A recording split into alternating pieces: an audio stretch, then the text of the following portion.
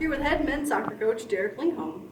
Coach, you have qualified for the conference tournament for the past 3 straight years. How have you seen your program progress in that time span? Well, I think the biggest thing that we've done is we've brought in a really good high caliber of player, both internationally and here from the U.S. And I think that obviously, talent wins games. I mean, we as coaches, we can only do so much until they get between the lines, and then it's really up to them. So they've done an outstanding job of that. And I think the other thing that we've done is we've started to believe in ourselves. I mean, it takes a couple of be it games, then a couple of seasons and stuff like that. We're to the point now, we're coming into the season, we had the realistic goal that we could win a championship, and now we're on the cusp of it. So it's pretty fun. You're looking at being one of the top 2 seeds for the 2nd consecutive year. How great does that feel knowing you will get to host a game?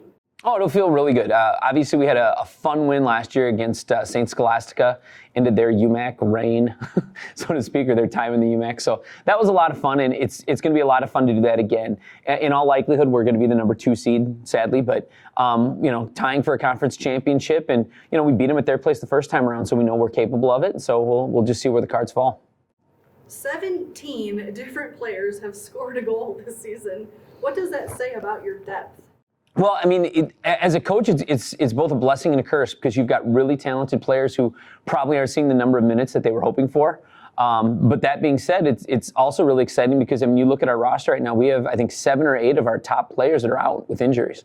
And because of that depth that we have, we still see guys coming in and just making a real strong effort for us. A guy like Julio Castanon last year was, I think, our leading minutes player. I mean, a fantastic player. We have 2 outstanding mids, and he kind of, came in more of a supporting role this year. Now these last 2 or 3 games, he's been just a knockout defender for us. And so it's really fun to see those things. I've been super proud of him and the whole team.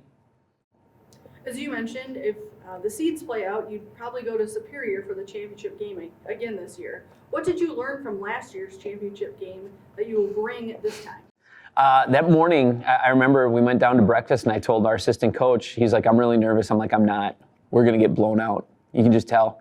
And it was just a nervous energy you could sense. And it was one of those things that we as coaches, we could talk about anything. We said, go out there, and we told them literally, last thing was we left the huddle, we said, make sure we don't give up dumb fouls in our end, and we got a shot.